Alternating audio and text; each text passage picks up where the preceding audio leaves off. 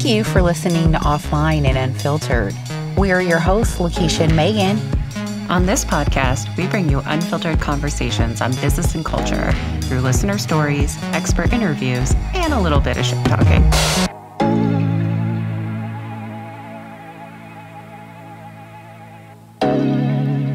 Hello, dear listeners, and welcome to today's episode of Offline and Unfiltered. Today's episode is one of our more banter-focused episodes with just Lakisha and I. She and I have been texting a lot about this topic, and where we've landed is, and I'll start with going to you, Lakisha, what advice would you give your younger self? Well, it's funny, Megan, that you want to start with me. I know there's been a lot of text exchange about this topic and your desire not to share with the listeners what you would tell your younger self. And so what I want to clarify for all of our listeners today is that in no way would I ever want to change anything I've learned along my journey. I think it's made me exactly who I am and where I am today. But I do think there are some key principles that we can share with everyone to have thought-provoking discussions among their professional circle or their board of directors. And so I think the first thing I would tell my younger self is be a student. And so as a younger professional, I think in my mind, I thought I knew everything. I thought I knew where I wanted to be, who I was going to be professionally, and you couldn't tell me shit, you know?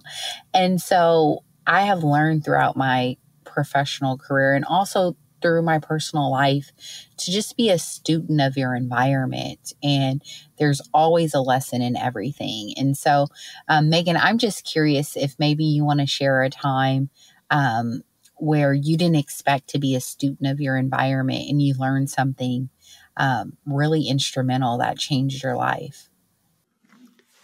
Ooh, that's a good question. And it's so funny because I think of myself and like that saying, like, I thought I could take the world on fire when I was younger. And I still kind of think that. It's kind of part of my personality. But I think also deconstructing the narrative of like student means college means like this like academic path that always felt like out of the way for me. And I like the way you framed it as like being a student of your environment. But I actually have like a very intense memory that kind of popped up when you asked me that question. I was working for a company where I didn't make a mistake. I just want to make it very clear. I made no mistakes. I am absolved of all guilt in this story. But there was a perception that I made a mistake. And it resulted in a leadership person losing their temper with me and yelling at me in front of a bunch of people. And it was really embarrassing. And it was like, I was fairly new to the job, heart in my chest, flushed face. And I had never really had that kind of like embarrassing moment on display in front of so many people before. And like in retrospect, like I was not the asshole. He was the asshole. Like I was just trying to do what I needed to do. But I was so embarrassed because I had this like forethought of like, I should have found a way to prevent this. Like I should have anticipated this outcome. And so I ended up like finding a little quiet space to go cry, as you do, you know, and I hate when people see me cry. So I was in this little like cubby office crying, and my boss at the time came and found me. And of course I had this like younger mentality in my head where I was like, he's going to fix it. He's going to go up to that person and say, you made my person upset and you need to go apologize and all that. But that's not how life works. And it wasn't how the power dynamics worked. And it wasn't how that person was, right? And so I was so embarrassed that my boss was seeing me cry. It was the first time he had ever seen me cry. And he just said to me, he was like, remember how you feel in this moment, because you'll never do this to somebody else. And I think at the time, like, it wasn't what I necessarily wanted to hear. I wanted him to hear, like, I'm going to fight for you. This is bullshit. I'm going to talk to him, like, ba-da-da, like, you were in the right. But that actually was the bigger lesson. The bigger lesson was, like, kindness gains more respect. than fear. And I did feel awful. I felt awful. I felt embarrassed. I felt not like dejected and not respected. And it just like, it was like a knife in the heart. And I actually didn't have an opportunity to work under that boss for super long because he quit very soon after. But I think that was actually, he left me with two very valuable lessons. It was that one, and it was like, never buy a boat, find a friend that owns a boat. And I think those are two very powerful life lessons that I learned from that boss. But yeah. And I'm surprised that that's the memory that stuck with me when you asked that question. But I think that moment and what he said in that moment actually really like shifted the way I think about leadership and how I think about HR in general. It's interesting you say that, because when I think about being a student, a lot of people study someone who is successful or someone they want to emulate. And what I've learned throughout my life journey is that you also want to study people's failures.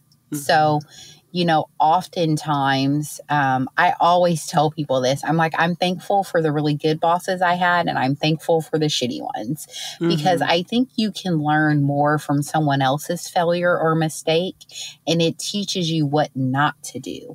A great example of that in, my personal life is that, I had a really interesting kind of relationship and dynamic with my aunts and uncles.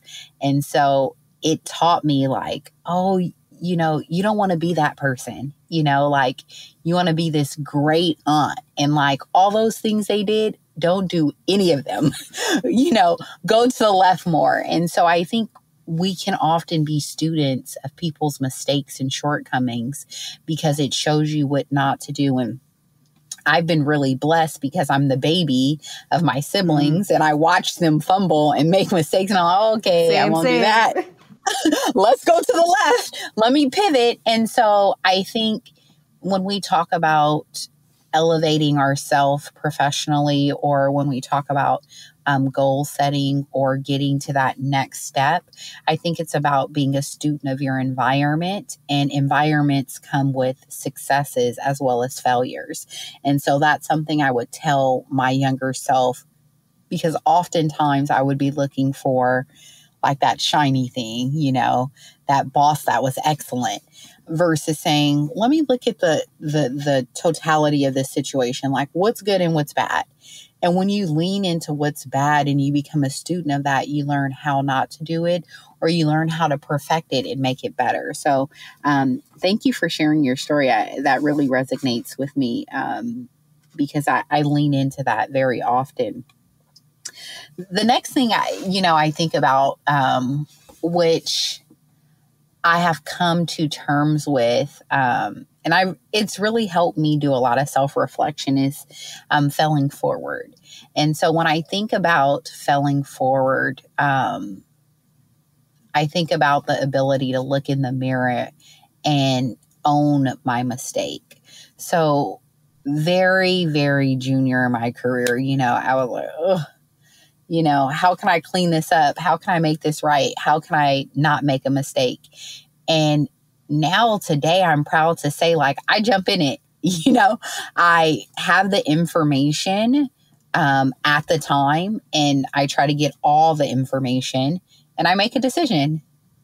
And fuck, if it's the wrong decision, I raise my hand and I say, man, I fucked that one up, or, I could have did this a little better. And I debrief about it and say, dude, this didn't go so well, and here's why. And that allows me to mature and just move forward and gain the lesson quicker, right? I think oftentimes when I look at people who do not want to take accountability, that behavior or that lesson they need to learn in that moment never comes through, right? Because you're not looking at it to say, oh, that didn't work out. You're trying to disguise it and say it did. And so I would tell myself to lean into failure and say, like, you're going to fail. Like, fail quick, fail often, get up and keep going. And so when you have a desire to be a perfectionist, which I am parting ways with because I know there's no such thing as perfection, but that element of who I am has allowed me to continue to evaluate myself all the time. Okay, how could I have done that better? Okay, what should I did? What should I evaluate it? Oh, maybe my tone was wrong. Oh, maybe I should have used a comma. Maybe I should have used a semicolon. And so that allows you to just touch base with yourself. And oftentimes people look at failing forward as what do outsiders perceive as going wrong. And my true definition of failing forward is when you can look internally and say, and self-reflect on a situation and say, whew, that didn't go well and I expect better of you. And so I'm just curious, Megan, how do you define failing forward? What does that look like in your world? I don't fail. That's for other people. Yeah. I'll harken back to our earlier episode 3, Art of the Pivot with Kenyatta Hall. One of the things Kenyatta said in that conversation is failure is practice. And I think that was just such a cool unlock for me in the sense of like never really thinking about it that way. I wish there was a different word for failure because failure sounds like so dramatic, right? And I don't think that like in life anyone truly ever fails. Like I think to really, at least like in the workplace, I think even if like, again, kind of hearkening to that episode, it's like, even if a job doesn't work out or you go a different direction or you go in a different space, like was it really a failure or was it misalignment? And I think that that's like one thing I think to actually, one of the nice things about being in HR is that when you get really hard feedback, you can talk to other HR people to kind of help you process it. And I had a situation like that in my past where I received some pretty tough feedback on some things I was in the wrong for. Like I will raise my hand and say I could have done it better and should have. And I actually had a colleague kind of like talk to me and help me process a little bit. And she had said, be kind to yourself. Like, give yourself a little grace. Like, you are a human too. And I think that that's like one of those things that I try to really bring into my work now is like, humans are messy. They're imperfect. They do weird things or unpredictable things, especially when they're under stress or they're unhappy or there's a lot of change. And so I think shifting a narrative away from like necessarily the word failure and more of into a space of where's the alignment? Where did things get misaligned? Where did things go wrong? But I will say in thinking about failure as a whole, like sometimes failure I think can be a blessing, right? Because it's either like, and I don't use that word very often, as you know. I'm a little Miss Woo-Woo over here. But I think a lot of the mistakes I've made have made me a better person. And so this kind of harkens back to one of those things where I was like, I don't know that I want to do this because I wouldn't change a thing. But I think like all the missteps I've done, I know I've like hurt people, offend people, said things I don't mean, was committed to things I didn't follow through on, went in a wrong direction against maybe somebody else's guidance, whatever. Like I'm human too. I've made all those mistakes. But I think now later in my career, older in my career, reflecting on like where I was then versus where I am now, like all of those missteps have led me to where I am now because I was in the wrong environments, I think, which is probably part of the problem. I had my own imposter syndrome, my own ego that I was dealing with, my own feelings of insecurity and things like that. And I think in a way, I'm really happy that I was able to make the mistakes I made when I made them because all of them propelled me into something different. I think if our listeners have picked up on anything at this point is that my advice in most situations is to quit your job because maybe that's kind of what I always did. I'm always like, everyone should just quit their job. That's obviously the solution, which is not always the solution. But I think every time I ended up in a situation where it was like, the values are misaligned, or it's just not feeling good anymore, it's just not feeling right anymore, and maybe I stepped in it and I just don't think I can recover from this, I was like, it's time. The energy around me is saying, Megan, the universe is saying, Megan, it's time.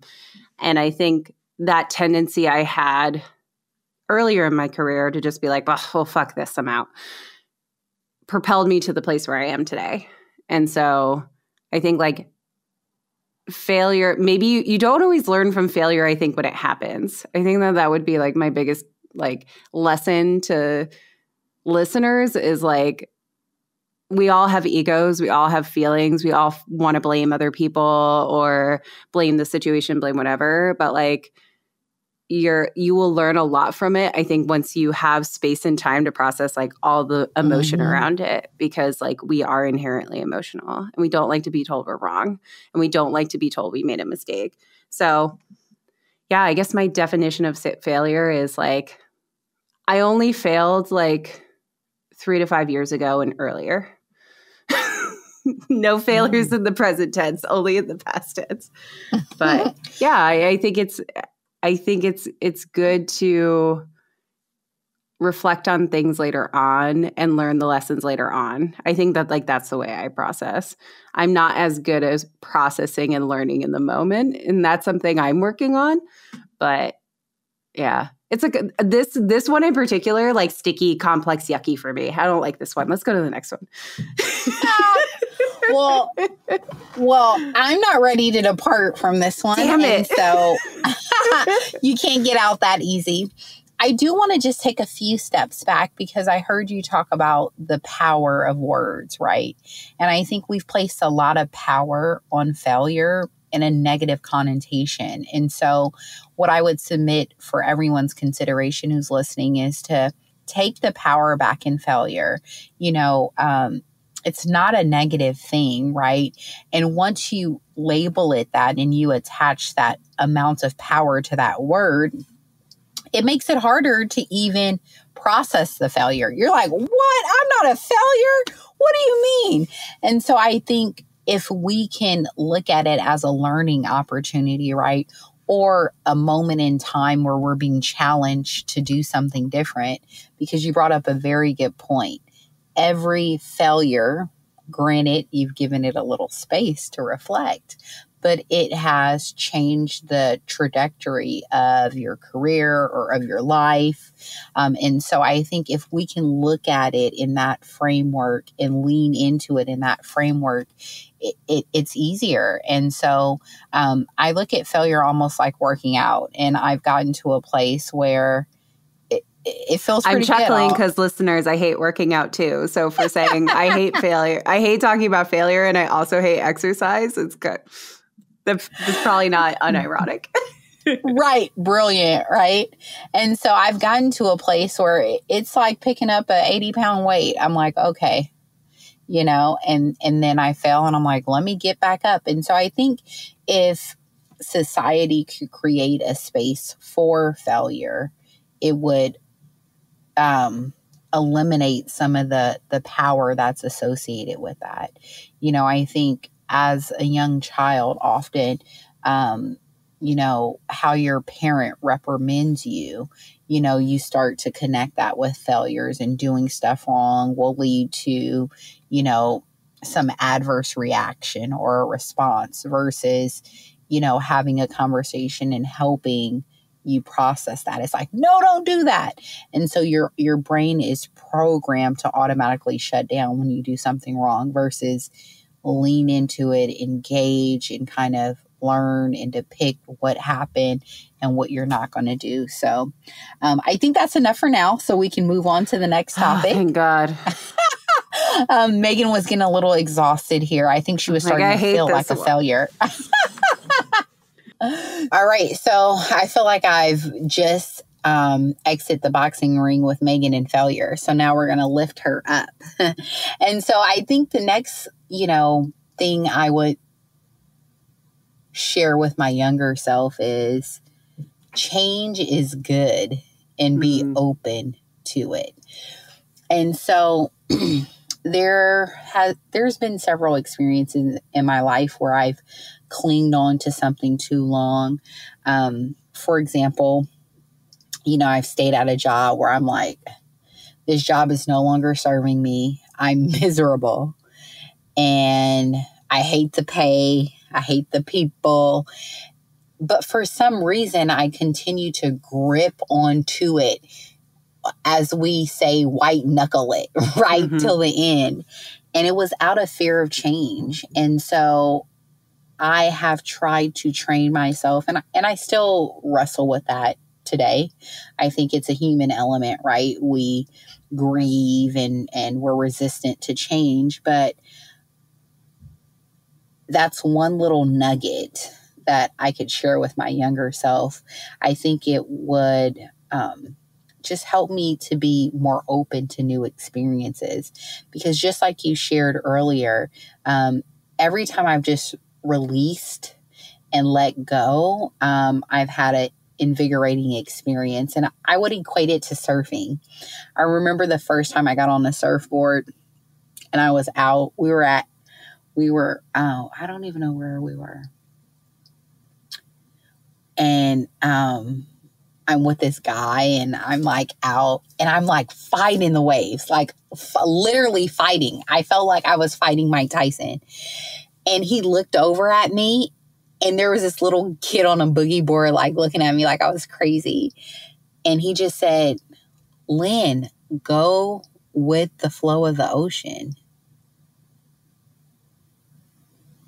And that clicked in my brain, right? Of this desire to not be resistant. And so I think that's very similar with change. Like once you let go and let God, it just happens. It just happens. But when you're so resistant to the change, you end up becoming almost like an enemy in that circumstance. And you're fighting yourself, right? Because that change in that moment is for you. And so if you keep this battle going, you're ultimately like fighting yourself, no one else, right? It's like you against yourself. And so why be at war with yourself? You should probably want to be at war with the world. And so I'm just curious, Megan, if there's been a time in your life, a pivotal moment where you realized that change was good. And what was that moment? See, this is one where I'm like, ooh, I'm good at this one. So we've talked about it a little bit on the show, but I have ADHD and I wasn't diagnosed with ADHD until I was 33. And so actually I love change. Change is great. I am actually sitting in my office like itchy on my hands because I haven't rearranged this room in probably 6 months because it has to be in a certain way so I can record, and it drives me crazy. But I've always really loved change. I think that change brings inspiration. Change brings a different perspective. It's why I've fallen in love with the startup space, because the startup space is like constantly change. And I think that it's like the same way of like when I felt like a job no longer served me, I was like, well, time for a new job. Like I was the job. Like now job hopping is like a little bit more socially acceptable. It definitely wasn't a couple of years ago. And I would like get shit from my friends for being the job hopper. My partner, for example, we've been together almost 13 years and he has had 2 jobs in 13 years. And I have had 1, 2, 3, 4, 5, 6, 7, 8, I think. 9 if you count like my like side hustle, like seasonal work. And so I love change. I would say like my advice to my younger self would be like the flip side of this is like maybe enjoy the moment every once in a while. Oh. But because I think there were definitely times in my life where I probably gave up too quickly because I was bored. But like I remember I've had so many moments in my life where change yielded something really good for me. And so maybe that has always like kind of changed my association with change. Like I usually say, I would always feel like change brought something new and interesting. And maybe sometimes the new and interesting thing was that it was time to go. I'll use like my most recent experience actually is I was working for a company and they went through a ton of change. They had a whole leadership change and they went public and all this stuff. And the whole company really changed like very quickly. And that change and like witnessing it, and it was something I wanted to be a part of. I actually very intentionally joined a company that was going to go public because you hear all these horror stories that like once a company goes public, culture goes out the window. Yeah. Well, my data point is that it's accurate, but like I don't want to scare anybody. I have my one experience, and like witnessing that, like witnessing how things changed propelled me into being like, all right, these spaces just aren't right for you anymore. Like, and I think and that's how I embrace like the new change of my life. I'm just like, this isn't right for me anymore. I'm going to leave corporate America and I'm going to go try to do this on my own now. And so, yeah, I love change. The only thing consistent in my life is like, I have like the same breakfast every day. I have a piece of toast with 2 over easy eggs and some kind of sauteing smattering of vegetables. That's like the only consistent thing in my life. Everything else is typically up. And like my partner, those are like the 2 consistent things in my life. And everything else is kind of up for negotiation. Maybe friends too. Friends too. Yeah, friends too. Yeah, my friends I love you, all my friends. You guys are amazing. And actually I have good friendships that like last a long time, which I'm going to ADHD vent for a little bit, but there's a lot of things out there. And if you look up the symptoms or whatever you want to call it of ADHD, like there's a lot of things that are like unstable personal relationships and like inability to connect with others. And I was like, that's just not fucking true. So can we stop saying that, please? Not true. It's just not fucking true. Yeah. So anyway, but yeah, I would probably like take the flip side of that and say like, I probably could have been more present in the moment more in my life rather than being so eager to change things all the time. Well, it's funny listening to you. I'm like, fuck, I guess I'm not good with change. My house has been the same fucking way. Yeah. I eat the same fucking food for dinner. Like, if someone was stalking me, my routine is like spot on to the minute. This is why my address is on the LLC filing. Because you can't track me down.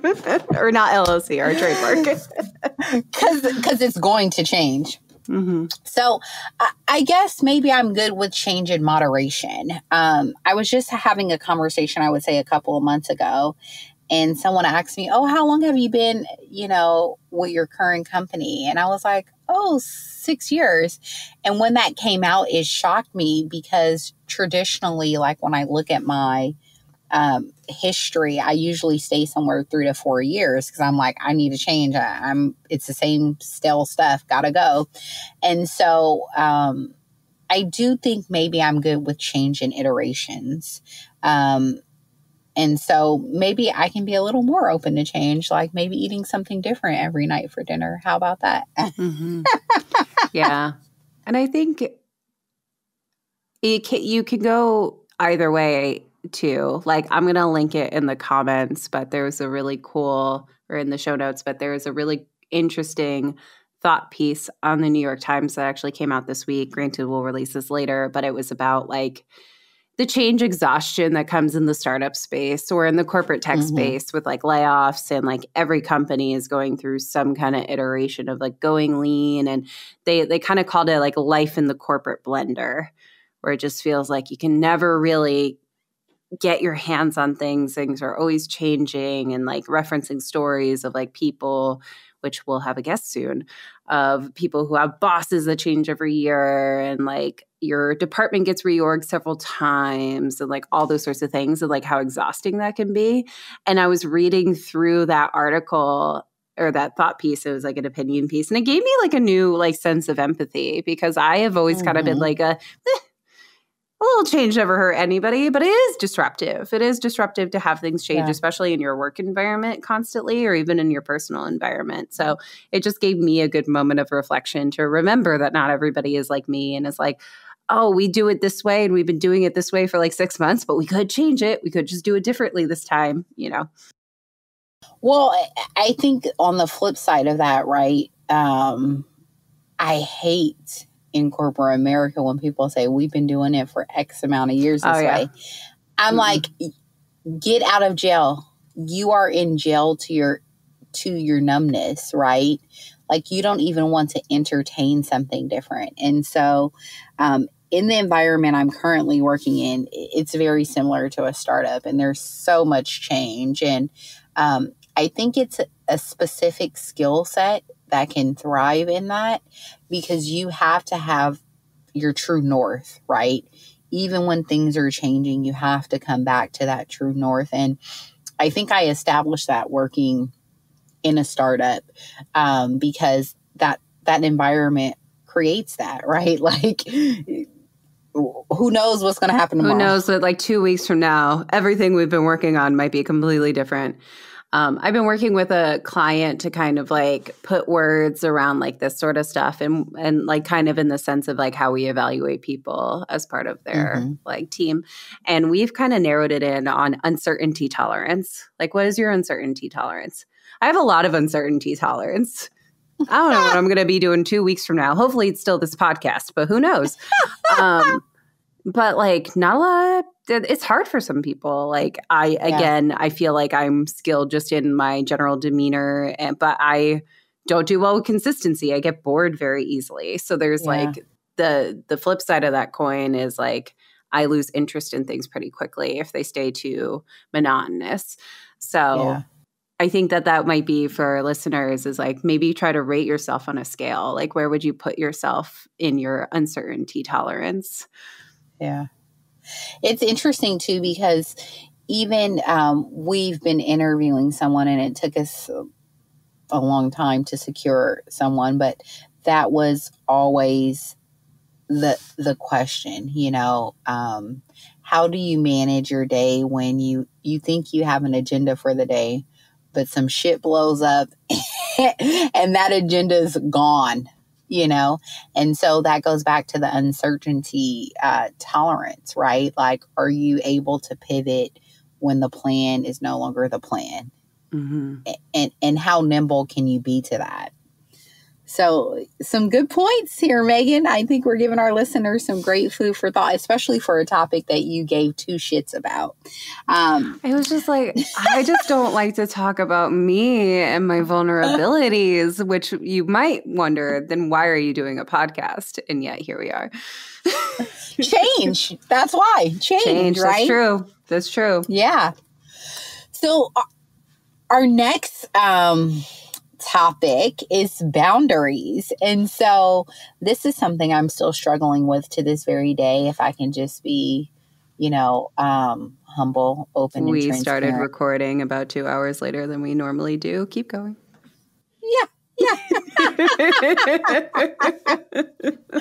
And so I have gotten better, but I think this is something that I would definitely tell my younger self. And I think starting in on your career when you are motivated, you're looking and striving for something, you don't really understand what boundaries are or what they mean. And actually you look down on people who do have boundaries. I remember like saying like, look at that idiot. They're leaving at 5:00. You know, they don't get their shit done, blah, blah, blah. Look at this person. They haven't responded to my email all day. And I think now integrating boundaries into my life and understanding the value of having boundaries, it's not just about work-life balance. I hate hearing that. Work-life balance. And I even have to ask people, what in the hell do you even mean by work-life balance? But I think boundaries are even healthy for a hard reset. You know, you shut down your computer at some point, right? And so you want to do the same thing for your mind and your body. You have to disconnect so you can be your best version of yourself the next day, right? And so that's what I'm learning through boundaries. That separation in space allows you to come back with a fresh perspective. And it also allows your mind, body, and soul to be renewed. And to check out, right? So, like, work is not everything. And yes, money grants you access to things. And, I'm not going to be a dummy. I like nice things, and they have big price tags, unfortunately. And so work grants you that. But if you're not whole, it doesn't matter how much money you have in your bank account, because you'll never be able to experience that. And so, boundaries is something that I really believe if you start that in the younger portion of your tenure, it's easier to set them and maintain them. It is a fight for me, and I've been fighting to establish boundaries. And so, Megan, I'm just curious, share with us a little bit about, your boundaries journey and where you are today and how you got there. Yeah, see, this is an interesting one too, where I'm like, I'll never know if I set better boundaries when I was younger, if I would be where I am. Like, of course, the narrative I've told myself is like, I hustled really hard. I worked really hard. That's how I got to where I am. Maybe that's true. Maybe it's not. Like, I'll never really know. I feel so bad that I can't think of the author right now. I will find it by the time we release this episode. But it was a really interesting conversation around the concept of boundaries and mental health and things like that. And they were kind of saying, like, yes, boundaries are good, but like, it's also important to recognize that there's always a cost to no. Like, we've kind of joked about it in the past, is like, no one's going to like clap and be like, yay, good job, Lakisha, you set a boundary today. Like, that's just kind of not how life works, right? But I think reflecting on our conversation with Lauren, where, you can start small and you can just like kind of make it and integrate it. When you don't set boundaries, you set expectations for other people on like how they interface with you. And I think like that's something I could have done differently. I actually, while I sit here and give Lakisha shit all day, I've been falling into my own bad pattern of being just a bit too addicted to my phone, a bit too addicted to like checking on things. And I was talking with my executive coach about it and how I'm back to waking up at 6 a.m. and immediately checking Slack or immediately checking my email. And, to be fair, some of my clients are on the East Coast. So like they're already up and doing stuff by the time I get up. But then my executive coach had said something really powerful for me, and it's something I'm still working on, is like, I think you need to be needed. Like, you have a desire to be needed and to feel needed. And I think that has really been, for me, the downfall of my own boundaries, is like, I personally get a lot of joy and fulfillment out of feeling like I'm needed. So therefore, setting boundaries has always been hard for me, because I want to be that person that someone can always pick up the phone and reach, right? And same. Yeah, and some of it's a control thing, some of it's an ego thing, some of it's just that's what makes me happy. I feel happy to be helpful. But I will say, some boundaries I have worked on, and I'm going to share this pro tip. There's an app called App Block where you can actually set different times. Because I think actually Slack and email and whatever, like, that's not as draining for me to check all the time. But I actually have like, LinkedIn is like ruining my life. It's ruining my life for a lot of reasons because of the work I do. It's kind of like the main place for me to quote unquote market, but I don't like to market. So I basically just like run my mouth on LinkedIn, but then I get so addicted to the like, well, what are the analytics? How many people saw this post? How many likes did I get? Did I get any comments? Did everyone repost? And again, bringing up the ADHD thing, I get into this bad cycle of like hyper focus and really getting in these cycles. It's the same reason why I don't have Facebook, I don't have Instagram, I don't have TikTok, I don't have Snapchat. Like, LinkedIn is my only form of social media because it's about all I can handle. Lakisha runs our Instagram because I am like a kid with candy. I can't, like, I'll lose 6 hours on Instagram just on like looking through it. So I put it back on my phone that I have, like, I can't check LinkedIn. I think I have it set before 10 a.m. or after 4:30. It's just like I can't open it on my phone.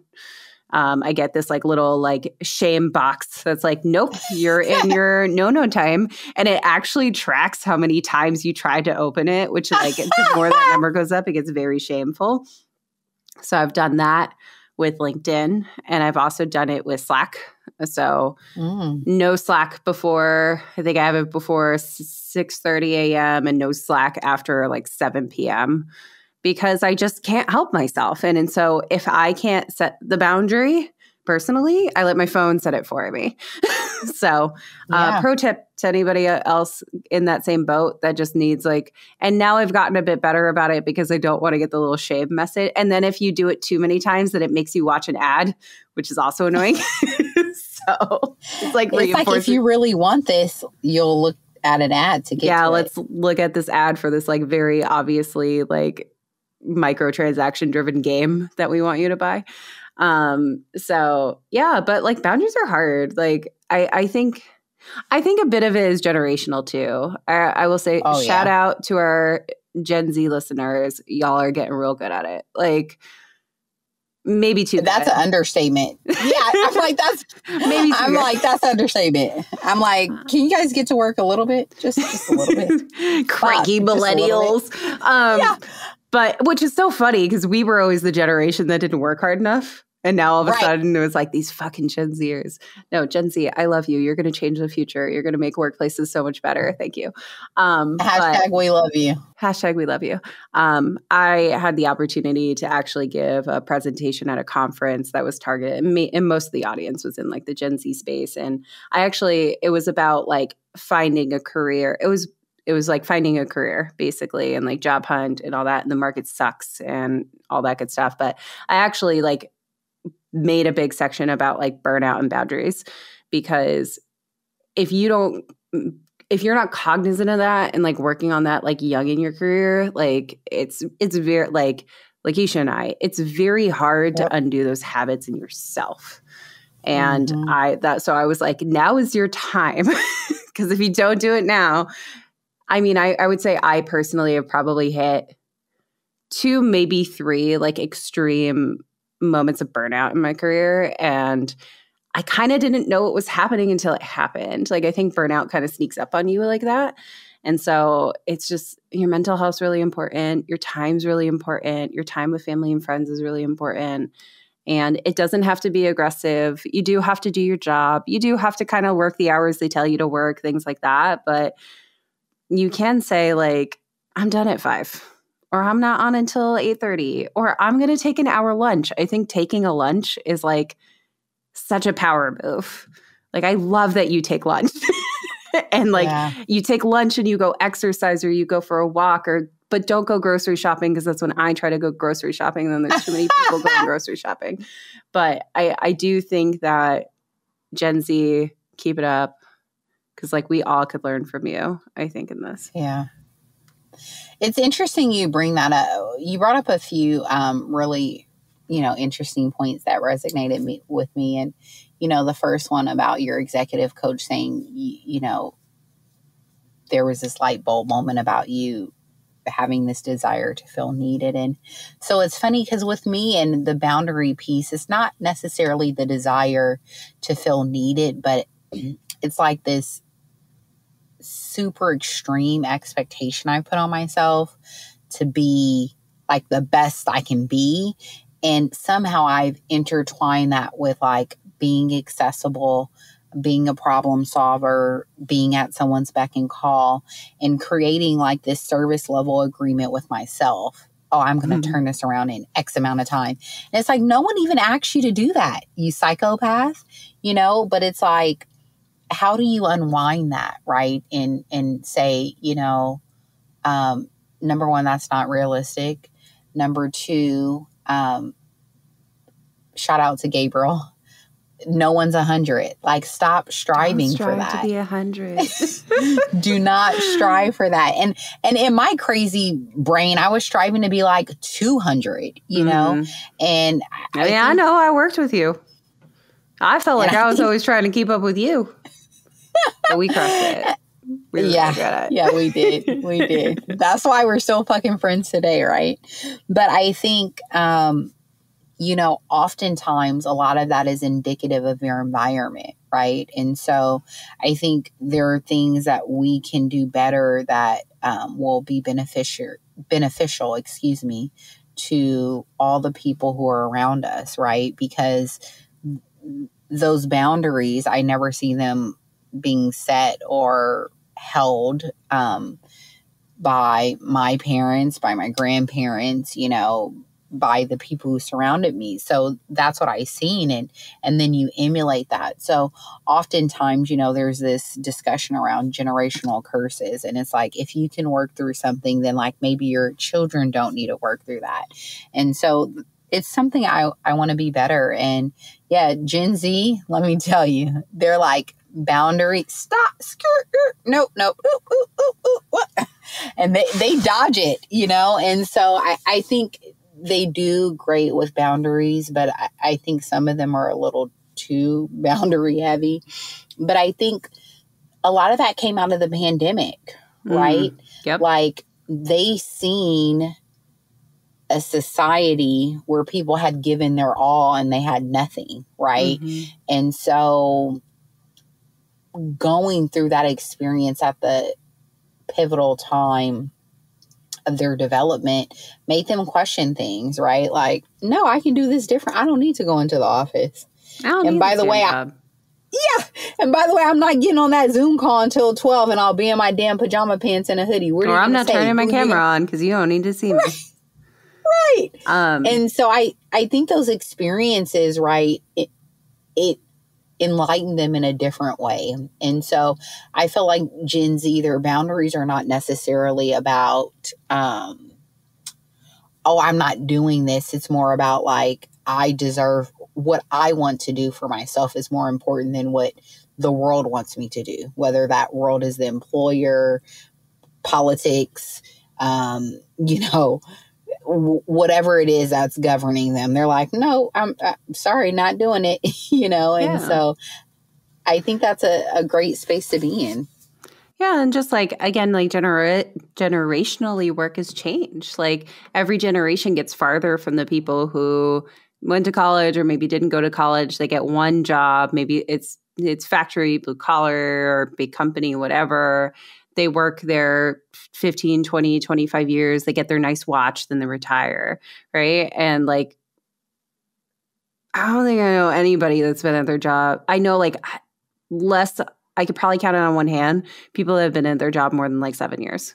Because like, there's just no benefit to loyalty like that anymore. There just isn't. Like, well, there's just more benefit in looking out for yourself and not being loyal to a single company. Well, I read an article maybe 2 months ago, and it was talking about the sheer amount of pay you get from moving, right? Mm-hmm. And so generally in a organization, your pay increase is going to be anywhere from 3 to 4.5%. 4.5% is really that's like generous. You're a stellar employee, right? So let's just say, for the sake of this example, you're averaging 3 a year. The study in the article said that when you transition to a new company, your pay increase is likely 10 to 15%. So think about someone who has stayed at a company. Think about myself, right? Let's say, I've been at my company for 6 years, right? So let's just say if I would have been at 3 different companies during that 6 year stint, I could have received a potential pay increase. And we'll say on the low scale of this article, let's just say 10%, that would have been 30, right, percent increase, instead of, let's just say, I'm not saying I got 3% every year, but let's just say I got 3%. So, 3% over 6 years is definitely not 30%. That's 18%. So you're leaving money on the table. And so this article talked about that. Not only are you leaving money on the table, but you're leaving exposure, right? because when you go to a new company, you learn new things, you're in a new environment with different standards, different leadership. And so it forces you to grow. And so I think that's also a piece of Gen Z saying like, I'm not loyal. Because what am I getting in return? So what's my lesson is quit your job. It's always the solution. No, I'm kidding. I experienced that. I got a 40% raise between two jobs. Same title, smaller company. The company itself, though, it was in tech. It had more money. And there are layers. There are levels. Yeah. One company, I had like way more equity. There's and then factors. Like there's all those other factors. I would love to do like a compensation episode one day because I have really strong feelings on compensation. But me too. We need to find an expert because I always say I know enough to be dangerous. But I would employ leaders and companies out there, like, don't fall victim to the loyalty penalty. That's something Lakisha and I have talked about doing an episode on. So maybe it'll all kind of fall into place. But look at the market. Open up the purse strings because it's going to cost you so much more money to replace those people than it is to just give them a 10% raise if that's what the market dictates. Like, figure it out. Like, how many softwares are you paying for that you don't actually need? Or, companies always find a way to find the money when they need it. Like, that's the place that you should really focus on is like, keep all of your employees in line with the market. If you got to raise your pay band by 10K to bring in another person and they're coming in and doing a job that their peer is doing with the same years of experience, give person who's been with you a raise. And I get so sick of hearing about years of experience. It's the same job.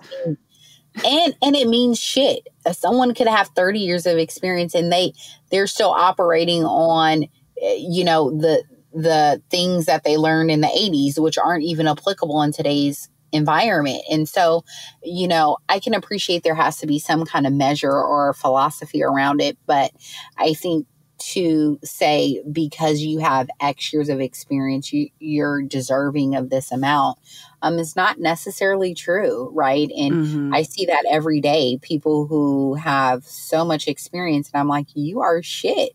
I think we've both been there. But different topic for another day. I could talk about that for a solid hour. So we'll save it for another episode. Right. So, next step, right? I think I would share with my younger self, you will get there. And so oftentimes, we have these conversations with ourselves where, we are like, man, we're not making the money we want, or we don't have the position we want, or we don't have the title we want, or we don't have the authority we want. And I remember my younger self, I would be so hard on myself, kind of going back to what you said, hustling to get where I wanted to be because I always wanted to hit that next ceiling. And so I think that's a bit, actually, I just had this conversation with my niece, funny enough. We were talking and, shout out to my niece. She, from a very young age, and this is very rare, she knew what she wanted and she fought for it and she's doing it. And it's so cool to watch and see that happen. But we have always heartful conversations, but this conversation was really about, her fighting for what she wanted, but realizing that career path doesn't pay what is necessary to live this fruitful life right now. And I had to remind her of this very thing that, like, you will get where you're supposed to be and the money will be there and, the accolades will be there, but just hang on. And I think oftentimes we can make risky decisions in our career path because the money isn't there in a junior space, right? And so you may pivot and go somewhere else. And again, that's life, right? Because I wouldn't change any pivot I made today.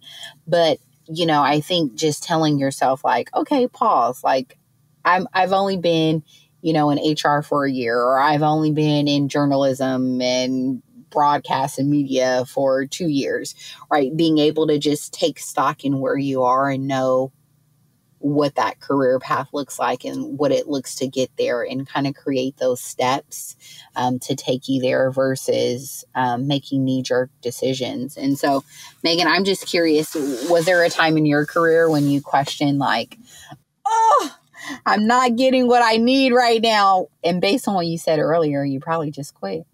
Mm-hmm. How funny. Yeah, I mean, I would say, you know, I talked about it a little bit in our first episode, but I had basically like several years of experience as a general manager in the food service and entertainment space. And then I decided to pivot into HR, but, you know, I had the barrier of not having a degree, and I ran into like other barriers around that. And so when I finally was able to get into like an HR job, which I was very like appreciative of, I kind of was like 10 years to start at the bottom, basically. But so that was like frustrating in a sense that I was like, you know, experienced but junior, right? And I think that's, but in retrospect, I think it really worked to my benefit, because I was kind of like always kind of punching above my weight class, if you will, because while my title was coordinator or specialist or whatever, like I was operating at that higher level. And I've actually never been a super title driven person. I was actually, as you were talking, I was trying to think back, and I think there was only one time where I asked for a promotion, and I wasn't even really asking for a promotion. I was kind of more just asking for a title adjustment. I was like, can you all just like call me what I actually am? And they said no, and it's fine.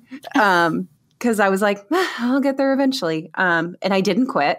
I stayed, and I eventually got the title I wanted, and then some. But yeah, I think that one of the things I've always told people, like, because I've talked to people too about like pivoting their careers or going into different directions, is like growth is not growth is not straight up. Growth is lateral. Like sometimes you got to take a step to the side to later take a step up. Sometimes you got to take a step back to take a step up. You know, I went from like a quote unquote manager title down to a coordinator because it was in the space I wanted to be in. And I kind of had this, like, I always have this like blind faith. I was like, well, if I work hard, good things will happen. So, you know, that's been my experience, right? But it's not everybody's. But I think, you know, in the you will get there mindset, it's like, make a plan, execute the plan. Like, and like, for me, it was like, all right, barrier, couldn't get into an HR job. I had a couple interviews, nobody would take me. And I was told, like, it's because you don't have a degree or whatever. You don't have enough, quote unquote, relevant experience, which is bullshit in its own way, but it's fine. We're not going to go there. So I was like, all right, well, what's close? What's close? And I was like, office manager. I could do an office manager job, and that's close. That's got HR elements to it. So I got into an office manager job, which at least got me out of food service. And then the way I ended up in staffing was I did that for a little while, and then I was like, all right, I'm ready for my next step. Well, now maybe I can use a staffing firm to help me get into an HR job, right? Because like they'll be able to sell me, even though that's not really how it works, everybody. Sorry to let you know that. But when I went to the staffing firm, they were like, have you ever thought about being a recruiter? Because we like you. And then that's how I ended up staffing. And I was like, well, that's closer to HR, so we'll do that. And then after that, I was finally able to get into like an HR job, and so on and so on and so on. So for me, it was like no step I took I knew was permanent. Everything was like, get in, work hard, get the experience, get out. And so, and like, who knows with like even running my own company, like I work for me now. I like working for me, but like, maybe I could be bigger someday. Maybe I could do other things. Maybe I won't always stay in HR. Right. So I think for me, it's like, yeah, you will everybody listening, you will get there. You just have to think, you have to make a plan, and you have to be willing to make some compromises. I took pay cuts along the way. I went into environments I knew would be kind of shitty, but I just kind of needed the title, right? And you have to figure out that calculus for yourself. Like, and even going into my own stuff, I took a 50% pay cut, but I'll get there. I'll get back to where I was and then some, you know? So it's all about find your path and then go for it. No one's stopping you but you. Yeah, you know, it's interesting because you talk about titles. And so that really resonates with me because I have never been a title chaser. I really believe that it's about the work you do and the exposure you get, because a title means nothing. And it's about the product you produce will generate respect, right? And so when people are seeking this title, it can be detrimental, right? Because a title doesn't grant you access. A title doesn't grant you the exposure to the work you need. And so when we can change our philosophy around that, things definitely change. I want to throw a quick counterpoint into that, though. I will say, and I'm gonna say the controversial thing. I find that in some spaces, maybe spaces that are heavily dominated with a certain demographic of human, they care, like when you're in a situation where everybody's a director and you're like the manager, and sometimes the title does matter. Like sometimes in the way that others treat you, others treat you, right? Yes. And it's like, I, as an HR person, I, as a leader, like I would always like call that out. I'd be like, this person is just as like active and influential and important and yada, yada, yada. But I think there are a lot of people out there that still have a very hierarchical mindset. Like I experience it in recruiting, where I have had candidates say to me they would rather not talk to me and they would rather talk to the CEO or the managing partner instead of me. And I'm like, motherfucker, that's not how this works. Like, I am not a barrier to the process. I am part of the process. And so I think that for some people who are very title driven, I think a lot of times it comes with like, I'm not getting the respect I feel like I deserve. And I feel like I need that title to get that respect. And I wish we lived in a world where that wasn't true. But I have seen in some environments where a person did not change, their work did not change, but suddenly they've got the big D in their title and suddenly everybody's listening to them now. So I will say that's like my only counterpoint to that is like, it depends on the environment. True. It depends on the people, right? But also to push back on that, if your product is good, people cannot doubt that. So, for example, the work I do, and I'm not here to toot my own horn. I always think there's going to be someone better. I fuck up all the time. But people can count on me, right? And the work I'm producing, you know, it measures up with the big D or the, you know, and VPs or how whatever, how you show up and what you yield can open doors for you. And so, yes, I do agree with you. And I do agree with you that there are people. I was in one meeting with this VP and they told me, like, I don't know why you're here. I don't know why the CHRO isn't here. I was like, fuck I've had that you. happen too. And it's like, why are you here? And I was like, yeah, rude. yeah. So we're saying don't be that person, guys. Don't be that person. Yeah. Yeah. And so I think often too, you can navigate life without a title. And so I think the last thing I want to kind of wrap us up with is be kind to yourself. And so I think this is something that I have taken for granted because I can beat myself up. And I've learned throughout my life to just be kind to myself. I know how to be kind to other people, but why don't I deserve the same thing? Yeah.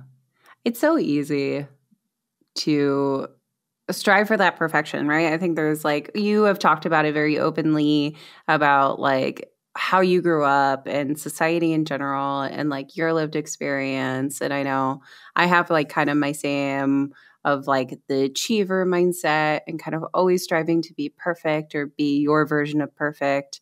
And then also, again, I'll layer in my neurodiversity, which comes with a lot of like negative self-talk. It's like a big part of ADHD is that we're hypersensitive and we get stuck in these loops, right? And so I agree. Like when I was saying I had the colleague say, be kind to yourself, that was 3 years ago. And I think I'm still working on it. She was British. And whenever I'm in like a negative self-talk cycle, I like hear her in her very British accent telling me to be kind to myself. So, you know, she's like my little like Jiminy Cricket still in the back of my mind, like reminding me to be kind to myself. And in some way, it's like easier to hear it through her than to hear it through myself. Right. And I think that like it's such a, I say this to people a lot, but nobody's thinking about you as much as they think as much as you think they're thinking about you. Like, so you flubbed in that meeting, let it go. That project didn't come out the way you wanted it to, let it go. Like part of life is a lot of the things we talked about, right? It's like making the mistake, rolling with the punches, but you know, what you said earlier, Lakisha, is like, you're always striving to be 200%. Like, that's not attainable. You can't do that. If you're setting the bar so high, you'll never get there. And then you're always disappointed. And like, that's not a good way for you to go about your day. And you would never, and I know you personally, you would never expect that of other people. So that's the killer part. Okay. So you made you just like put the knife in my heart. So striving for 200%, I never want to be disappointed in myself. So I push myself to this extreme position. And so then that becomes detrimental. And you're absolutely correct. I don't put that expectation on other people. Sometimes I do talk shit about other people, like, what the fuck, get to work. But these Gen Zers not doing any work. Yeah. Yeah. So I think at the end of the day, we have to be kind to ourselves. And one thing I really want the listeners to step away from this podcast with is people treat you the way you treat yourself. So if you're not kind to yourself, why in the hell would you expect someone else to be kind to you? And so I think that's the first step, right? And I think that comes with like compassion and loving yourself and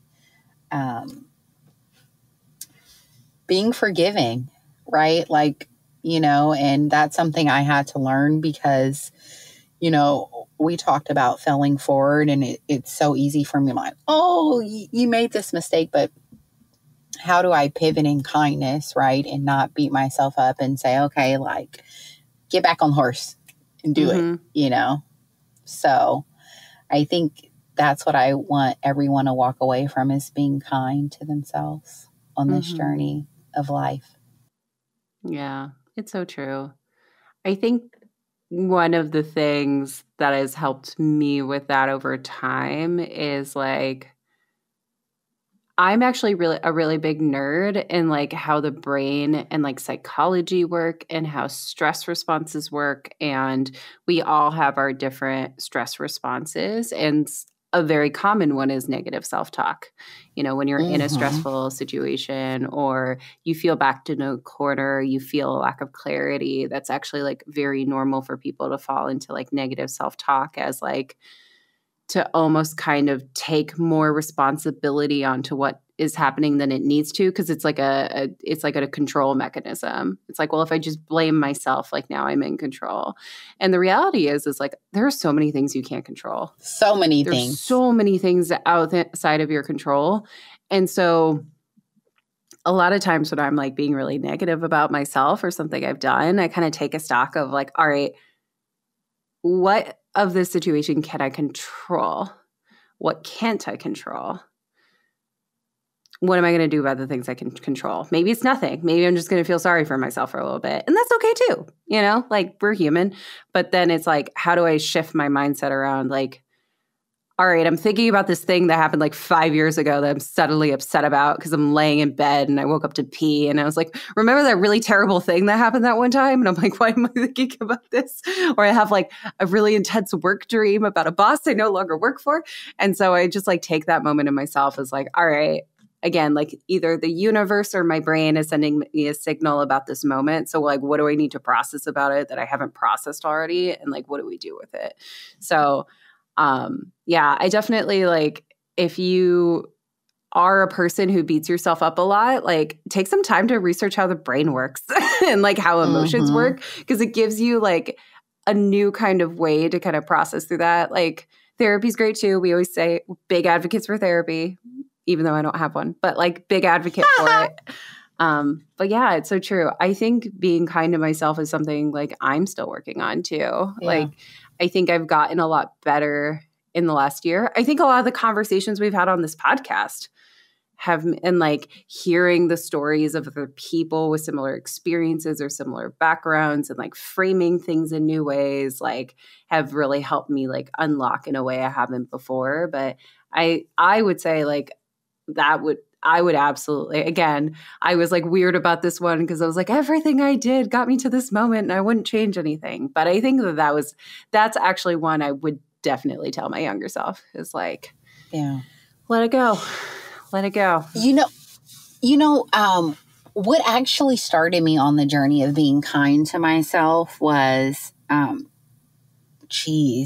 it had a couple of years ago, there was this meme going around, like, it was something to the effect of, and listeners, please don't kill me because I know I'm going to botch this, but like, if it doesn't matter in 5 years, 5 hours, 5 minutes, or 5 seconds, like it was this 5 thing, like, then don't worry about it. And so I sometimes still to this day, I can get pretty crazy and fixated on things, but that's kind of my true north when I'm going too far in it and I need to like be kind to myself or even be kind to someone else. I'm like, dude, whatever. Like, who really cares? Like, I won't even know that person in 5 years. Like, that's their shit to figure out. I'm not going to take on that burden of what they're wrestling with. And so that's another thing to submit for everyone's consideration is like, sometimes it's not even about you.